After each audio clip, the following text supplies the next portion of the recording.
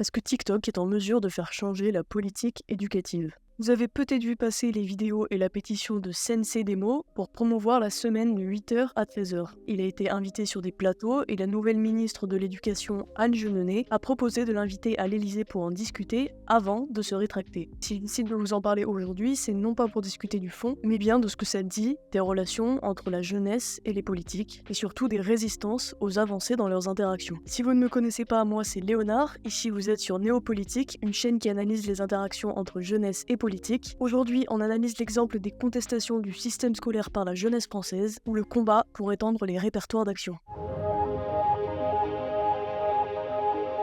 Ça fait déjà plusieurs fois que je mobilise le concept de répertoire d'action sans réellement expliquer ce que c'est. Si on en suit la définition de la docteure en sciences politiques Cécile Péchu dans son dictionnaire des mouvements sociaux, on peut définir le répertoire d'action collective comme le stock limité de moyens d'action à la disposition des groupes contestataires à chaque époque et dans chaque lieu. C'est-à-dire tous les moyens et les vecteurs qu'un groupe avec un intérêt commun utilise pour militer pour ses idées. C'est un concept qui vient à l'origine de Charles Stinney, chercheur en sciences sociales américain, qui le décrit comme une série limitée de routines qui sont apprises, partagées et exécutées à travers un processus de choix relativement délibéré. Le mot qui est important dans ces définitions, c'est limité. Il n'est pas dans le répertoire n'importe quelle action. Il y a des conditions de légitimation pour qu'une action puisse entrer dans le répertoire. Tilly nous dit que chaque représentation se joue entre deux parties au moins, l'initiateur et l'objet de l'action, auquel s'ajoute souvent une troisième, même lorsqu'ils ne sont pas directement en cause. Les agents de l'État par exemple passent une bonne partie du temps à contrôler, régler, faciliter et réprimer diverses sortes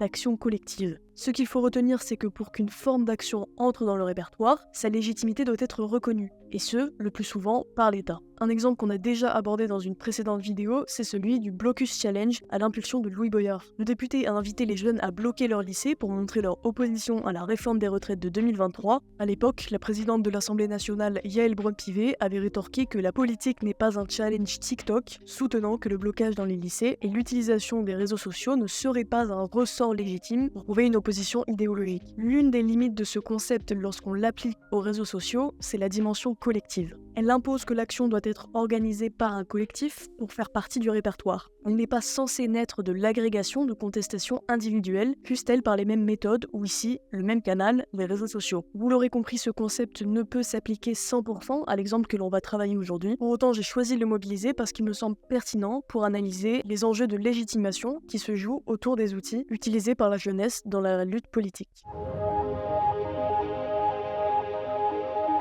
Maintenant qu'on a précisé ce qu'était un répertoire d'action, on peut essayer de le relier à l'exemple de la contestation du système scolaire français par la jeunesse. Depuis fin août 2024, le TikToker Sensei Demo commence à faire parler de son idée de limiter la semaine de cours à des horaires compris entre 8h et 13h. L'idée serait de mettre les matières dites importantes le matin, comme les maths, le français et l'histoire par exemple, et garder les activités ludiques pour l'après-midi, comme le sport, l'art plastique ou les langues. Le but étant d'alléger la semaine pour que les étudiants puissent avoir du temps pour faire des activités extrascolaires ou bien se reposer. Cette prise de position de la part du TikToker n'est pas un phénomène isolé. On a vu émerger depuis quelques mois des vidéos sur TikTok ou YouTube pour se plaindre des conditions jugées difficiles induites par le système scolaire français. Parmi les revendications, on retrouve la durée des journées de cours jugée beaucoup trop longue et surtout comme un système anormal alors que beaucoup de pays voisins de la France ont des horaires plus légers avec des cours qui se terminent généralement aux alentours de midi. À l'occasion de la trend TikTok sur le morceau Hittens de 21 Pilots en avril dernier, les élèves dénonçaient la face sombre de leur expérience au collège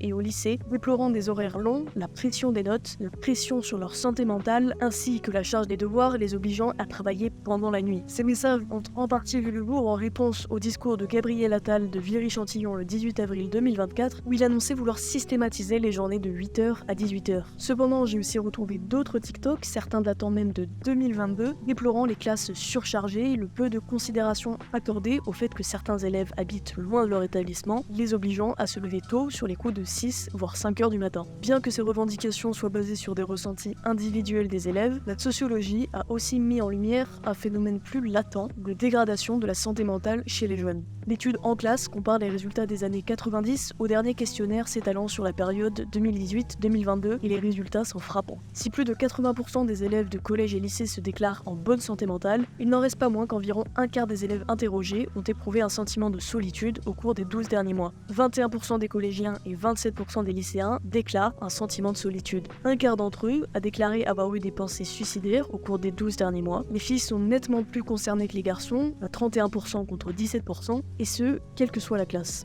Environ un lycéen sur 10 a déclaré avoir fait une tentative de suicide au cours de sa vie. 14% des collégiens et 15% des lycéens présentent un risque important de dépression.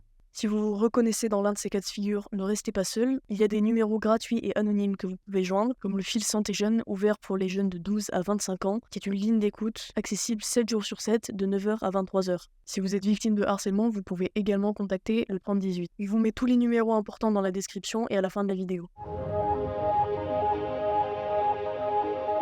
On peut maintenant se pencher sur les perspectives que cet exemple peut ouvrir. Ce qui semblait a priori inédit, c'est que dans les cas des revendications contre l'école, le message semblait être écouté. Si on reprend la définition de Tilly, pour entrer dans le répertoire, l'action doit être légitimée par l'État et non réprimée par celui-ci. Or, en invitant Sensei Demo à venir discuter à l'Élysée de ses propositions, l'institution s'apprêtait à reconnaître ces formes de revendications comme entendables. C'est peut-être la première fois que des revendications ayant émergé sur Internet et venant de la jeunesse sont entendues. Après, il faut quand même reconnaître qu'il y a eu une forme d'hybridation des pratiques, puisque Sensei Demo a utilisé une pétition pour renforcer le poids de sa lutte, et que c'est bien sur cette base que la ministre lui a répondu. Cependant, probablement que si le TikToker n'avait pas fait autant de buzz sur la plateforme, il n'aurait pas récolté autant de signatures pour sa pétition. Il y a donc une forme de réciprocité dans les effets de ces deux pratiques. Mais finalement, la ministre est revenue sur sa décision, faisant eu vent de propos à l'encontre de ses valeurs et des principes de la République, sans donner plus de précision. En gros, ça a flop. Est-ce que pour autant, on doit penser que tout espoir est vraiment balayé? Personnellement, je ne pense pas. Jusqu'à ce que l'invitation soit révoquée, l'État a amorcé une écoute envers les revendications de la jeunesse. Elle s'est montrée insuffisante, mais elle constitue un pas en avant dans la légitimation des répertoires d'action. Si à l'avenir, les promesses de discussion se transformaient en changement dans la politique éducative française, alors on pourrait imaginer que les luttes sur Internet deviennent à part entière un outil des répertoires d'action. Pour l'instant, l'exemple de Sensei Demo révèle les faiblesses du système qui ne parvient pas à se renouveler, condamnant Internet à n'avoir qu'une faible légitimité en tant qu'outil de lutte. Pour autant, les revendications ne cessent pas, Sensei Demo a lui-même continué de faire des vidéos sur le sujet, dans l'espoir un jour de déboucher sur du changement. Une fois de plus, les réseaux n'ont qu'un impact dans le débat politique. Les hashtags politiques sur les réseaux sociaux, ce n'est pas nouveau. On peut par exemple penser au hashtag MeToo, qui se voulait le relais de la parole des personnes victimes de violences sexistes et sexuelles. Cependant, malgré cette libération de la parole, on ne peut pas dire qu'une action politique en réaction directe au mouvement a été prise. Au mieux, elle a servi à remettre le sujet dans le débat public. Internet peut aussi servir à coordonner des luttes faisant déjà partie des répertoires d'action traditionnels. On peut penser à la cohésion engendrée au moment de l'affaire Naël, lorsqu'Internet a permis aux manifestants de se coordonner dans des manifestations spontanées. Ainsi, jusqu'ici, Internet semble servir de catalyseur, d'accélérateur de coordination des luttes, mais encore jamais en lui-même un outil légitime de lutte politique. En résumé, aujourd'hui, TikTok à lui seul ne peut pas permettre de faire changer la politique. Pour autant, des exemples récents prouvent qu'on peut avoir des avancées sur ce chemin et que peut-être un jour, elles pourront entrer à part entière dans les répertoires d'action. Aujourd'hui, le système est encore trop réticent pour permettre l'avènement d'un nouveau précédent. Pour moi, l'exemple de Sensei Demo n'est pas à considérer comme un échec, mais comme une pierre qui s'ajoute à l'édifice, qui un jour peut-être permettra pleinement de faire entrer les réseaux sociaux et l'usage d'Internet dans les répertoires d'action. C'est la fin de la vidéo, j'espère qu'elle vous aura plu. Comme d'habitude, je vous invite à élargir un peu plus les perspectives sur ce que ça peut dire de notre démocratie. Notamment, est-ce que c'est souhaitable que les revendications sur Internet aient plus d'influence sur la politique que les moyens traditionnels comme les manifestations par exemple? Est-ce qu'on aura toujours besoin d'une forme d'hybridation des pratiques pour se faire entendre, entre moyens conventionnels et inconventionnels de lutte, puisque c'est sur la base de sa pétition que Sensei Demo a failli être reçu par la ministre? Bref, je vous laisse discuter de tout ça dans les commentaires, toujours dans le respect et la bienveillance, et sur ce, moi je vous dis au revoir.